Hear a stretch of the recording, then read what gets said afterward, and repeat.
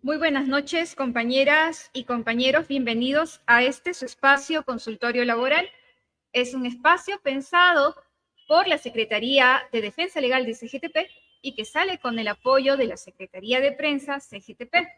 Con ustedes el día de hoy está Geraldine Espinosa para invitarles también a que puedan compartir este programa con sus compañeras y compañeros a través de las redes de WhatsApp, sus grupos de sindicato o también a través de sus cuentas de Facebook o de Instagram, porque esta transmisión también se puede ver a través de Instagram. Muy bien, compañeros, el día de hoy vamos a tener un programa muy interesante, sobre todo para los trabajadores del sector público. ¿Y quién no tiene a un pariente, un amigo, un conocido en el sector público y que está también trabajando bajo la figura del servicio, la ley de servicio civil? El día de hoy, entonces, vamos a tratar acerca del traslado compulsivo con evaluaciones para despedir a servidores públicos mediante el decreto legislativo 1602. Y para hablar acerca de esto, tenemos el día de hoy con nosotros al magíster abogado Abilio Minaya. Él también pertenece a la Secretaría de Defensa Legal de CGTP y el día de hoy va a estar con nosotros para ilustrarnos acerca de este tema. Buenos días, muy buenas tardes, compañeras y compañeros, a sus órdenes. CGTP está presentando también iniciativas que buscan derogar este decreto legislativo 1602 y también modificar pues, la ley de servicio civil. Nos gustaría que pueda comentarnos más acerca de esto.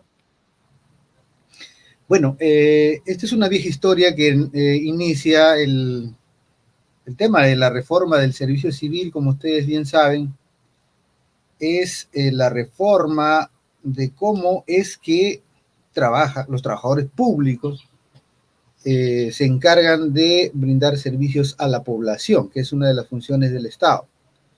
El Estado, el gran empleador, en realidad, es un ente intermediario, ¿no? El Estado intermedia entre los contribuyentes, que son los que sufragan los gastos del Estado, los que pagan las planillas de los trabajadores públicos, y cuando hablamos de trabajadores públicos, nos referimos pues a los jueces, fiscales, diplomáticos, profesores, profesionales de salud, militares, policías, y en fin, todo tipo de funcionarios, específicamente que o pertenecen a regímenes generales, regímenes públicos generales, o tienen regímenes laborales especiales. Ahí estamos viendo un poquito la historia de todo esto. Hemos querido graficar como para dar a entender de que esta no es una historia nueva.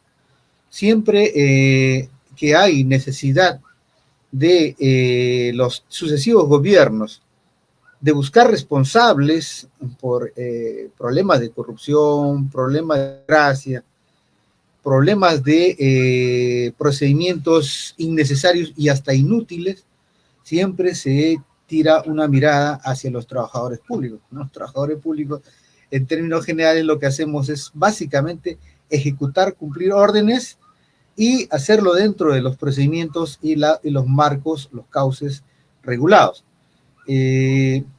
Como podemos ver acá, por ejemplo, el año 82 tenemos ahí todo un mapa, digamos, de qué es lo que qué cosas importantes han ido pasando en el decurso de lo que ha sido, digamos, la preocupación general de reformar la administración pública.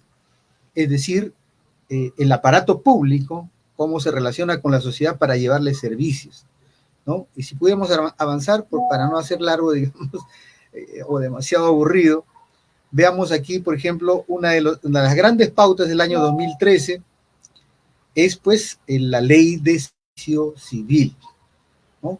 Digamos que él es el hito más alto de los últimos tiempos, cuya principal preocupación o motivación por lo menos teórica o declarada, fue que nos iba a servir para unificar la disparidad salarial en distintas partes de la administración pública, unificar los distintos regímenes laborales, establecer pauta de tal manera que uno de los ejes centrales de desarrollo de la progresividad de los trabajadores, de capacitación, de especialización y de acceso a mejoras salariales o escalafonarias fuera el mérito.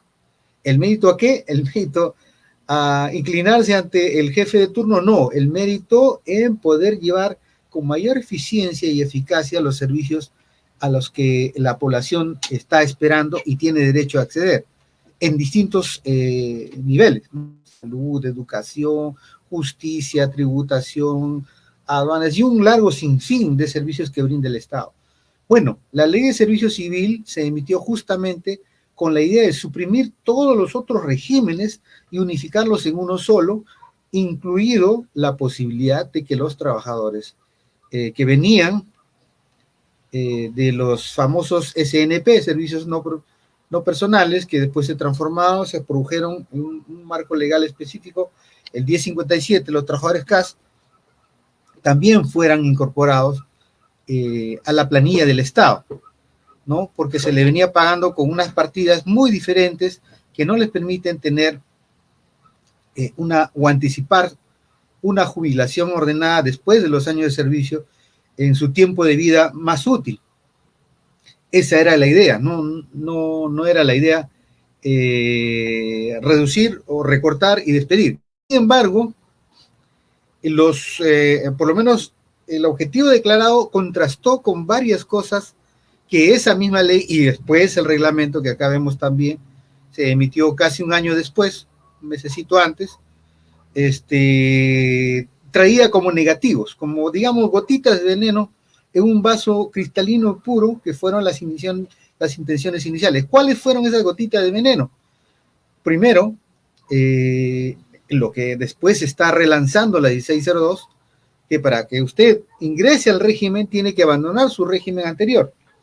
Es decir, cortar su historial en dos, su historial de servicio público y someterse a concursos para poder acceder a plazas en el servicio público, siendo que ya estaba ejerciendo, o mejor dicho, ocupando una plaza en el servicio público, ¿no? Al someterse a los exámenes para entrar al régimen, como sucedió en los años 90, generalmente los más antiguos recordarán que tuvieron que cerrar su régimen 276 para entrar, en algunos casos, a regímenes como el 728 en el Estado, que recién se inauguraba con el inicio del gobierno de Fujimori. Estábamos hablando de los 2-3 primeros años de gobierno, lo cual implicó esencialmente cerrar o liquidar el viejo régimen. Acá sucedía lo mismo. En el diseño era, usted quiere ingresar o debe ingresar, cualquiera de las dos posibilidades, porque todavía hay la discusión de la famosa voluntariedad, pero bueno, acá arranca de cero. Acá se le liquida y acá usted empieza. Y una vez que usted se somete al concurso, hay la posibilidad de que no lo pase. El gran vacío, la gran laguna que dejó, que deja, que todavía no ha sido absuelto, en las mismas modificatorias que han habido siguientes a la emisión, están, por ejemplo, ¿qué pasa cuando el personal que se sometió no ganó un concurso?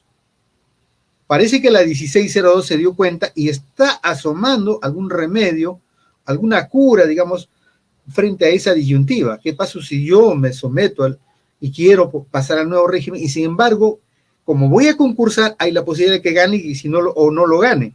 Si no lo gano, ¿qué pasa? Me quedo en mi régimen. Ese gran vacío empujó a los distintos sindicatos y organizaciones gremiales en general del Estado, de servidores públicos, a bloquear, a luchar, a combatir la implementación de esta ley. Y el otro gran tema era, ¿qué pasa una vez que ya estoy en el régimen de servicio civil? ¿Cómo va a quedar el sistema de evaluaciones punitivas? ¿No? La evaluación, en términos generales, no es mala, es buena, sirve para medir el rendimiento, en todo caso, establecer o situar el diagnóstico de en qué nivel al deseado se encuentra un personal en este caso que está trabajando, que está brindando servicios para poder buscar superar los desniveles, las ineficiencias, la falta de capacitaciones y poder perfilar mejor que ese personal, a que ese personal pueda cumplir el servicio público de una manera más eficiente. Bueno, acá ese concepto ha sido dejado de lado y simplemente es, si usted obtiene una evaluación debajo del nivel esperado y repite el siguiente año, pasa usted a una causal que legalmente, no sé si legítimamente, pero legalmente le va a facilitar al Estado a desvincular a ese trabajador. Esa legislación es regresiva, es decir, conforme a los compromisos internacionales del Perú, todo cambio en materia legal es posible de darse, o sea, no está prohibido. Es más, se debe propender a que se produzcan cambios, pero los cambios deben ser hacia mejor, hacia cambiar y mejorar y superar las condiciones salariales, de progresividad, de condiciones de trabajo. No se pueden regresionar, salvo situaciones muy específicas que también están debidamente descritas en los convenios a los cuales el Estado peruano está suscrito.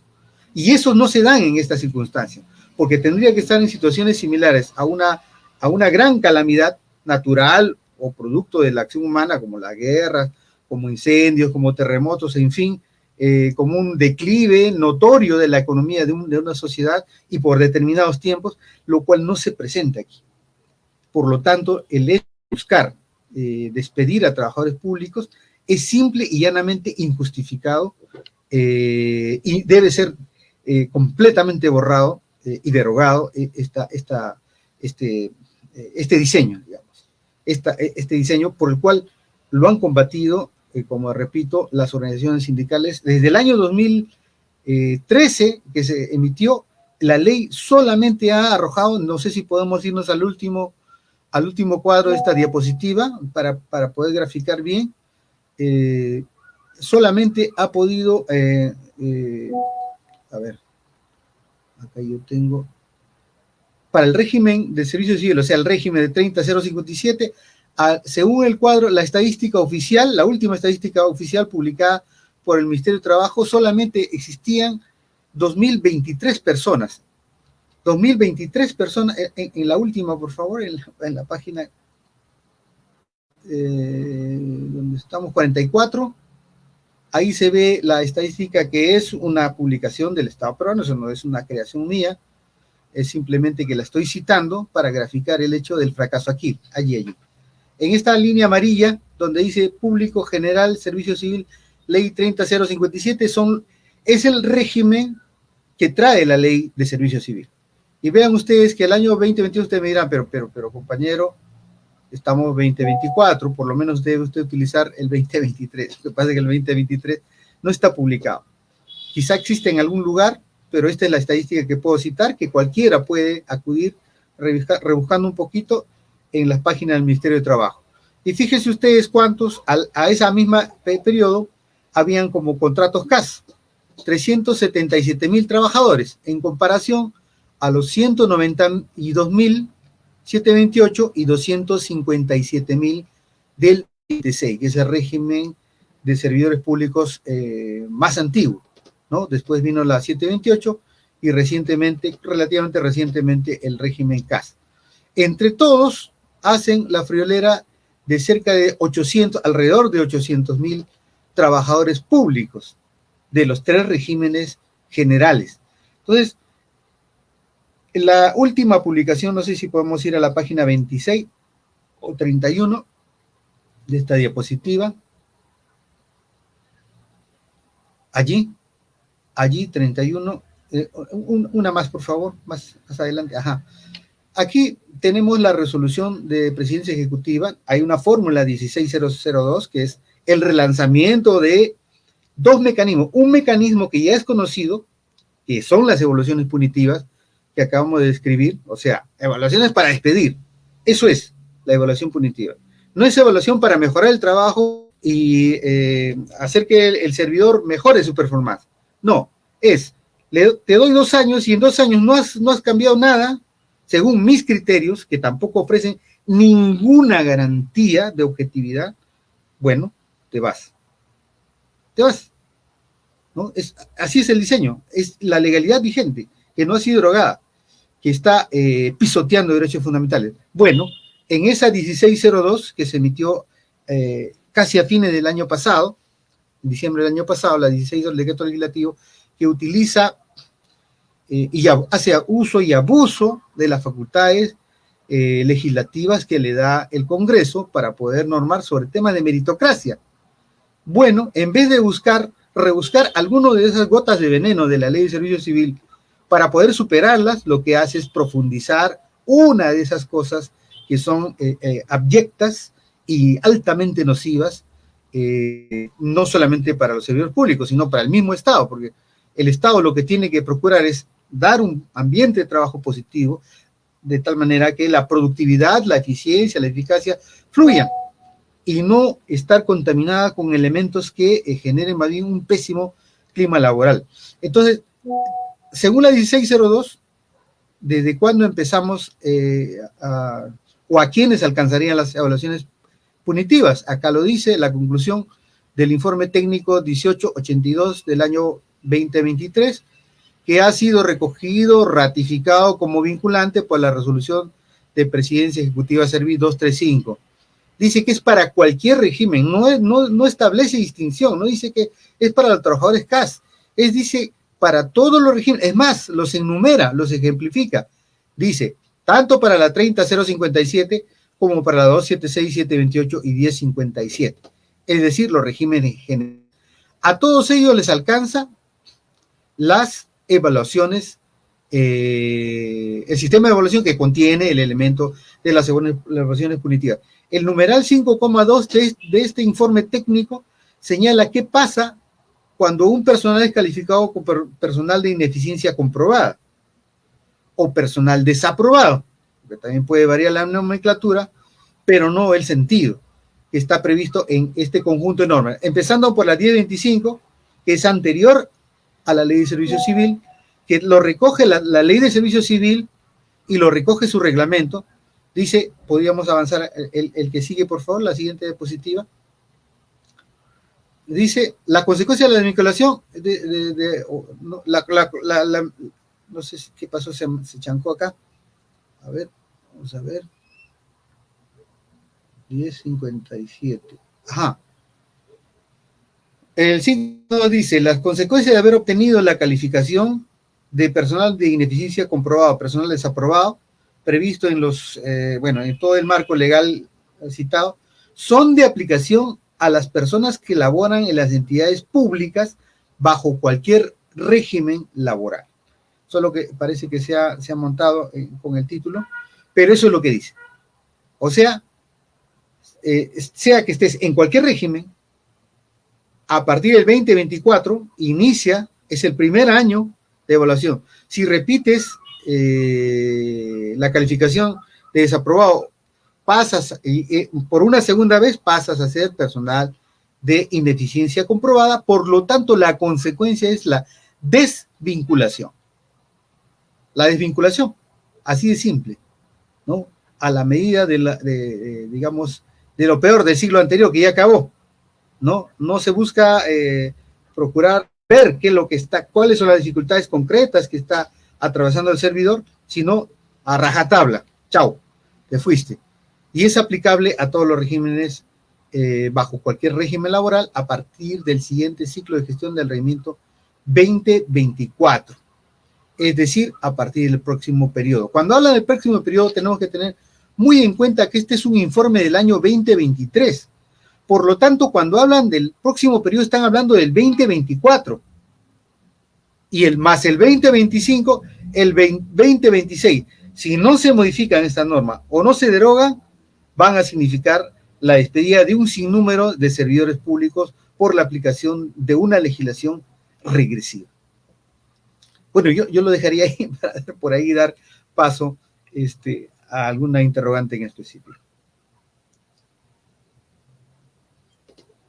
es muy clara cuáles son las intenciones detrás de esta nueva ley, y también conocemos de que advertidos de esta posibilidad en los siguientes años, ¿no?, de un despido masivo bajo esta figura, un despido encubierto, ¿no?, bajo esta figura, sé que se están tomando y se están presentando ciertas iniciativas también para que esto sea derogado y el escenario que se está vaticinando pues ya no se cumpla. En función a esto, ¿qué iniciativas se están tomando también nosotros como central sindical para que no ocurra este escenario? Bueno, las iniciativas están planteadas, se han pedido de distintos tonos, de distintas maneras, distintas formas de expresar esta preocupación, empezando por que se derogue la 1602, pero el problema es que la 1602 es simplemente una edición corrigida y aumentada, si quieren, el nuevo capítulo de la ley de servicio civil. Lo que tenemos que hacer es revisar la matriz, que es la ley de servicio civil en sí. Yo, detrás de cámara, estaba comentando con usted, compañera, que, digamos, las motivaciones que orillaron a la emisión de la ley de servicio civil pueden ser hasta necesarias, comprensibles, pero, ¿qué es decir? Unificar todos los regímenes laborales y unificar o simplificar la disparidad salarial. Pero eso no se debe hacer, y evidentemente, en esa unificación no significa que todos vamos a ganar igual. Se van a tener que mantener las estratificaciones que ordenan la complejidad del trabajo y la asunción que el servidor público tiene a cargo. Pero sí se va a estratificar de tal manera que no hayan cosas explicables, incoherentes, como bueno, el diagnóstico lo señala al momento de la emisión, inclusive en la exposición de motivos, que habían más de 100 escalas salariales, ¿no? O sea, en términos conceptuales, ¿quién podría estar en contra de eso? Nadie. El tema está en cómo se llevaba a la práctica esa intención. Y esa intención colisionaba en primer lugar con el historial del trabajador que ya estaba ocupando una plaza, cuando lo que se tenía que haber es establecido un conjunto de disposiciones transitorias para que ese personal que ya ocupara una plaza con sus mismos perfiles fueran trasladados al nuevo régimen, respetando evidentemente el nivel de los derechos adquiridos, entre los cuales está el nivel salarial, ¿cierto? Y para aquellos trabajadores que no tenían un régimen laboral, porque a pesar de todo lo que se haya avanzado en la 1057,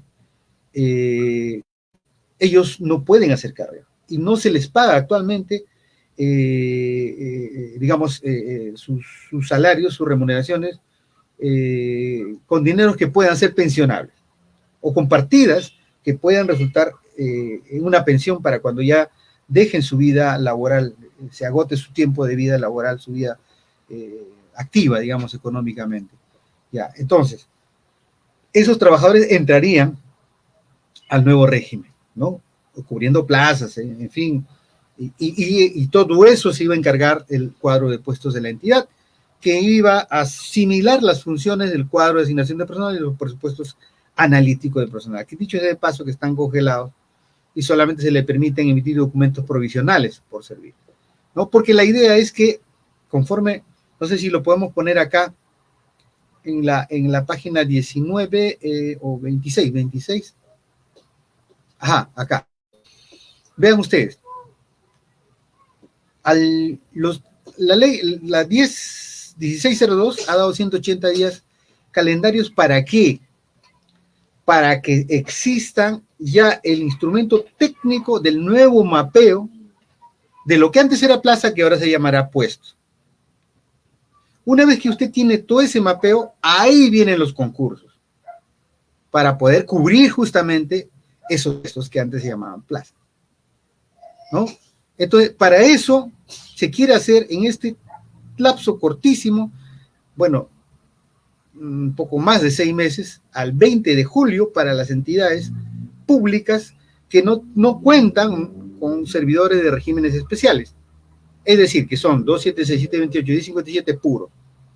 Si por ahí hay un régimen de diplomático, de jueces, de militares, etcétera, 270 días, que según el diseño de la ley, el 17 de octubre de este año. ¿Qué va a pasar en esas fechas? En esas fechas ya están expeditos los nuevos instrumentos y empieza el concurso. No sé si podemos poner la diapositiva 19.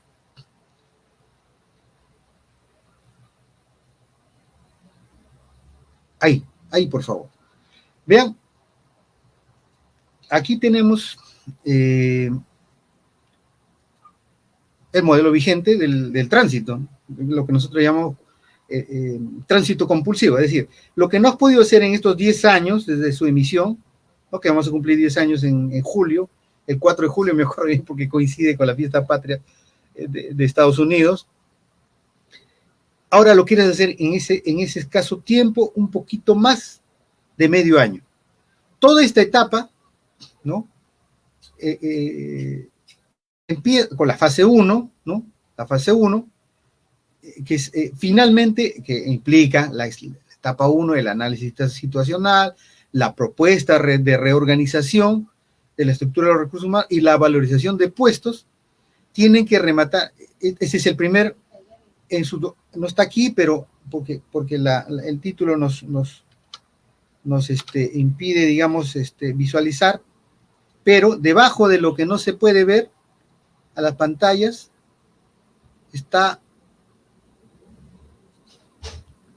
el producto. El producto es el cuadro de puestos de la entidad, ¿no? Si ustedes ven, el primer producto es mapeo de cargos y puestos. El segundo producto es dotación y manual de perfiles de puestos. Y debajo de la etapa 3 está el producto cuadro de puestos de la entidad, que es el mapeo, ¿no? ¿Cuáles son, cómo se cubren las funciones que una determinada entidad pública realiza en términos concretos? ¿Quién se va a hacer cargo? Después de que ya hay el cuadro de puestos de la entidad, viene la fase 2. La última fase, como vemos acá, porque este modelo ha cambiado, es el nuevo.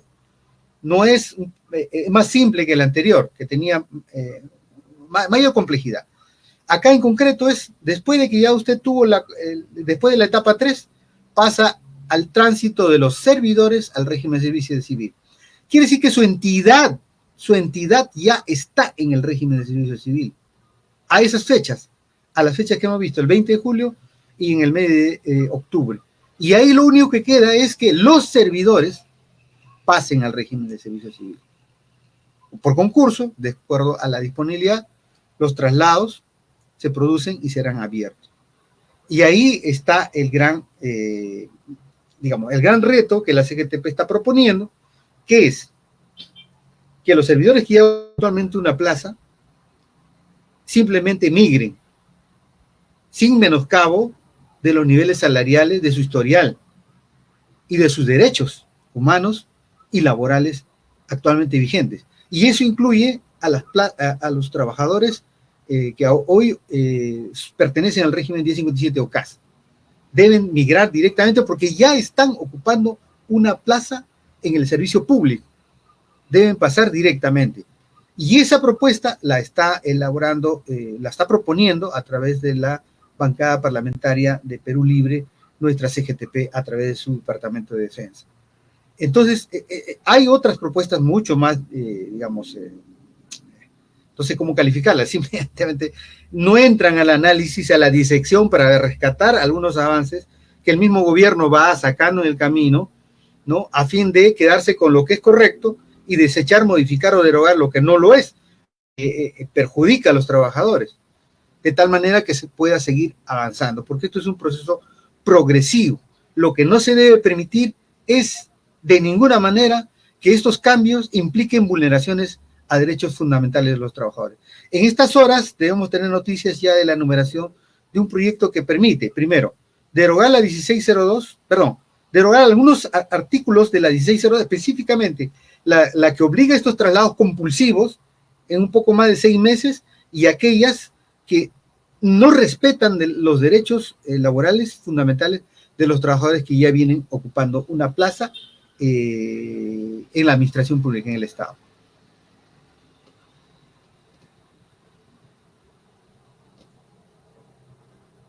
compañero, por ahí dejan unos comentarios.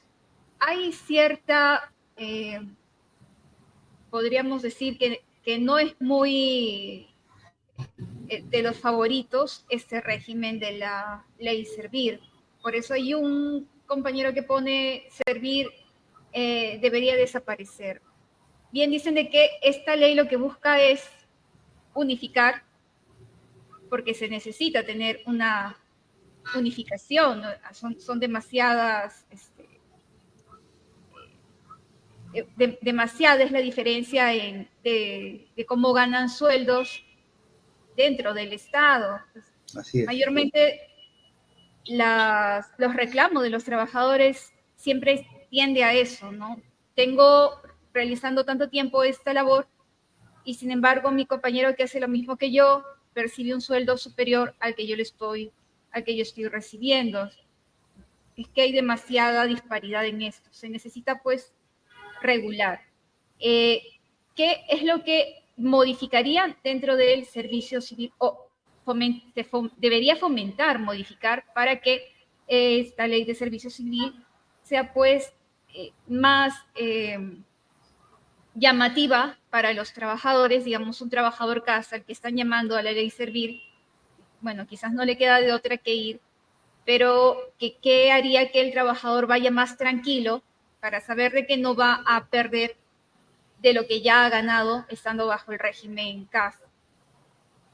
Bueno, esa es una excelente pregunta que también se la formuló, recuerdo con mucha nitidez, la periodista Rosa María, que en ese tiempo era periodista de Canal 4, al entonces presidente de ejecutivo de Servir, que era el señor Juan Carlos Cortés Carcelén. Dijo, ¿por qué cree que no funciona? ¿Por qué cree que hay tanta oposición?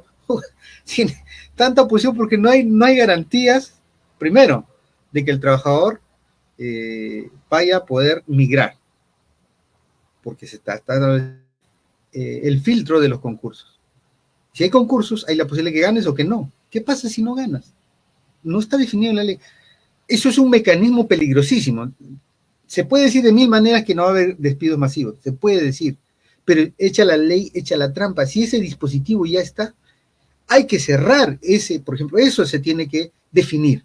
¿Qué va a pasar con el tribunal? Entonces, la 1602 asoma una solución y dice, bueno, si el trabajador por ahí o no aprueba el concurso para pasar a régimen de servicio, se puede quedar en su régimen de origen, ¿no? 728 o 276.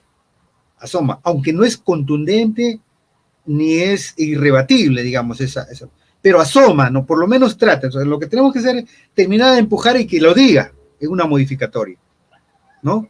Si tú no apruebas, no te preocupes, te mantienes en tu régimen. Ahora, ¿qué cosa yo voy a enseñar para que la gente se esfuerce por pasar? Porque eso es lo principal. No solamente es que yo pueda seguir sobreviviendo con un empleo en la administración pública. Debe también haber otro conjunto de estímulos. Por ejemplo, debe haber carrera e incrementos salariales, ¿no? De tal manera que motive a los servidores a poder entrar a estos concursos, ¿no? Es decir, no ha habido esos estímulos, no ha habido esos premios, no ha habido esas atracciones. Por eso es que no llegamos ni a 4.000 los trabajadores en 10 años de vigencia de la ley de servicio civil. Eso es otro aspecto que hay que cambiar. El otro aspecto que hay que cambiar es que no, o modificar o derogar, según sea, es que se debe garantizar los derechos actuales de los servidores públicos. No se los debe amenazar, por ejemplo, con estas evaluaciones punitivas. Eso se tiene que cancelar, definitivamente. Se tiene que derogar cualquier artículo que asome en esa línea. Y por eso es que la propuesta de la CGTP hemos rebuscado dónde están las causales para destituir un servidor y hemos quitado y hemos derogado como una de las causales de destitución el acumular 2 evaluaciones negativas como causal de cese o de destitución. ¿Qué otro aspecto se tiene que cambiar? Se tiene que mejorar la posibilidad de que los trabajadores CAS puedan medirse con objetividad sus capacidades, porque ellos sí van a entrar a lo que no tenemos, aquello que sí tenemos el resto de servidores públicos, que es la posibilidad de progresividad, por lo menos teórica, aunque en la práctica no se ha producido, pero por lo menos teórica, de poder avanzar conforme a su empeño o conforme a sus méritos. Entonces, se tiene que garantizar que ellos puedan, en esos concursos, medirse realmente su capacidad y colocarles en un perfil al cual ellos ya han venido trabajando de manera similar a los otros regímenes. Este conjunto de consideraciones se tiene que poner en el tapete y tiene que ser abierto y plano y no escondido. No es el diseño de una norma que sea duradera, que sea buena, que sea acogida por la sociedad, sea protegida y dure en el tiempo, parte del hecho de que se tome en cuenta la opinión técnica de los trabajadores y de la sociedad civil en general. Si es una ley hecha entre cuatro paredes y la cual se pretende imponer a sangre y fuego con traslados compulsivos, con evaluaciones punitivas como estas, definitivamente que nuevamente va a generar resistencia de parte principalmente de las organizaciones sindicales. Creo que hay la posibilidad de generar un capítulo diferente, nuevo, donde sí se escuche, no solamente se los escuche superficialmente, sino se entiendan las motivaciones que las organizaciones sindicales, entre ellas nuestra central obrera, la CGTP, tiene que proponer a entidades técnicas como Servir, pero también al Parlamento de la República. Gracias por esa aclaración, compañero. Es cierto, hay una imagen de desventaja de pasar de los regímenes en los que se encuentran actualmente y migrar hacia la ley Servir. Mucho de lo que usted está expresando en este momento ayudaría y definitivamente lograr que en verdad se llegue a una unificación significaría pues tener un Estado con un mejor manejo de sus recursos humanos, ¿no? Y con una organización más eficiente precisamente al servicio de la ciudadanía, ¿no? Que es a lo que se dedica el Estado, a servir al ciudadano. Ahorita sí, no tengo mayores preguntas, doctor, pero algo más que quisiera agregar acerca de este tema que es importante o urgente tratar también, llevar a la mesa. Sí, yo de todas maneras quiero citar, los contextos y las coyunturas no son las mismas siempre, pero parece que no hubiéramos aprendido como sociedad, digamos así, aunque no me gusta ese término, como clase gobernante, los errores del pasado. Fíjese que ustedes, en los años 90, Fujimori implementó la famosa compra de renuncia voluntaria, ¿no? Porque efectivamente el contexto del país es distinto al actual. Teníamos una subversión que amenazaba la sociedad, una hiperinflación, una recesión económica galopante, generar un desorden en la sociedad que hay que reconocer que Fujimori ayudó, por lo menos en su etapa democrática, a ordenar antes de que diera el golpe de Estado. Sin embargo, después, ya el año 93, cuando ya estábamos con un régimen dictatorial, lo que hizo fue, primero, pretender comprar las renuncias a los servidores públicos de entonces, y si el servidor no vendía su renuncia, entonces era sometido a evaluaciones. Esas evaluaciones eran a dedo, los resultados ya se sabían. No había, el primer muerto de esa batalla se llamó la objetividad, ¿no? La evidencia, los exámenes imparciales, neutrales, fueron simplemente letra muerta, y como consecuencia se declaró en alrededor de 15% de toda la administración pública como personal excedente. La palabra excedente significaba que ya el gobierno te podía dar, sin ningún tipo de retribución ni de estímulo, de patitas a la calle. Y eso fue lo que hizo.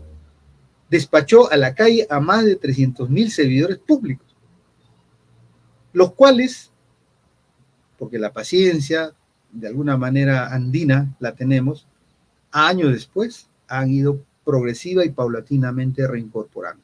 Evidentemente el daño y esos años de sufrimiento ya no se los devuelve nadie. Pero ahí estuvo nuestra CGTP a través de un organismo nacido en ella, que él era la coordinadora de despedidos, para poder organizar a esos trabajadores a su reposición, a luchar por su reposición. Y eso significó la emisión de 5 leyes de la República, la principal, la 27803, por los cuales todas las almas sobrevivientes que no han fallecido por el transcurso de los años, progresivamente fueron, a través de varios listados, incorporándose a la administración pública. ¿Se quiere repetir ese mal ejemplo, esa nefasta experiencia? Espero que hayamos aprendido, principalmente quienes llevan las riendas del Estado.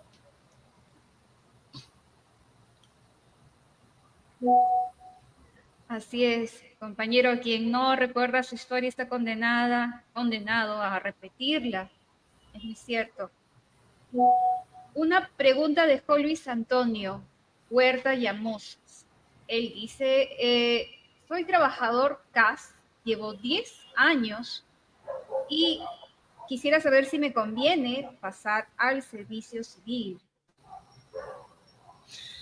Si la pregunta es simple, si es trabajador CAS, es un trabajador a quien no se le está, su remuneración no contempla una fracción con efectos pensionarios, aun cuando hay algunos avances, todavía no se le está pagando con una partida destinada a remuneraciones, salvo que alguien me corrija. Se le está pagando por otro tipo de rubros. Por lo tanto, si ese trabajador quiere acceder a una mejora real, no la que nos pintan a veces verbos demasiado radicales que no están mirando con madurez todo este escenario, sí le conviene entrar al régimen civil, porque va a pasar a obtener lo que hoy se conoce como plaza orgánica, que mañana se llamará, en el caso de que la ley pueda mejorar, la ley de servicio civil, que en términos globales es una ley que trae por lo menos la promesa de incrementos sostenidos basados en la disponibilidad presupuestaria para el servidor público, siempre y cuando se haga sin pisotear ni vulnerar derechos fundamentales.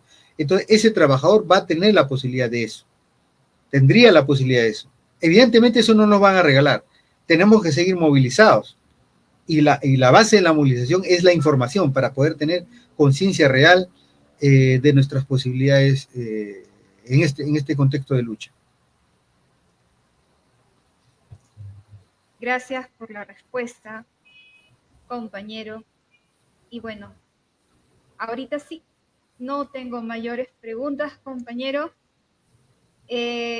Saludos de Yalf López, está saludando también su muy buena exposición, ha servido para despejar muchas dudas. En verdad, es a veces un tema muy complejo tratar acerca de los regímenes, sobre todo cuando hablamos de servicio civil, hay siempre esa idea de que no me conviene y a veces se cierra los oídos, ¿no? Así que, compañeros, al igual como ustedes y yo el día de hoy hemos aprendido mucho acerca de este escenario, es importante que otros compañeros y compañeras también estén al tanto de esto. Por eso les invito a que puedan compartir el programa a través de sus redes, Facebook, WhatsApp, Instagram, donde también la CGTP está transmitiendo, igual que a través del Facebook Live.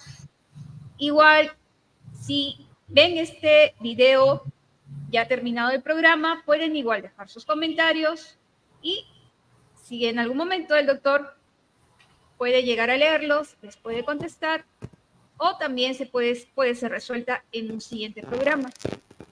Sí, David, una cosita, si me permite, por favor, compañera, cualquier requerimiento de asesoramiento, de acompañamiento, en fin, diríjase a la CGTP, al local de la CGTP, al departamento de legal, está operando todo el día en horario de oficina, el encargado es el compañero Moisés Vega, para los efectos de esa defensa, o de repente algún esclarecimiento, no sé, lo que los compañeros requieran, la CGTP se encuentra plenamente apta a acudir a salvar cualquier duda, a ayudarlos en sus gestiones y sobre todo en organizar sus medidas de lucha.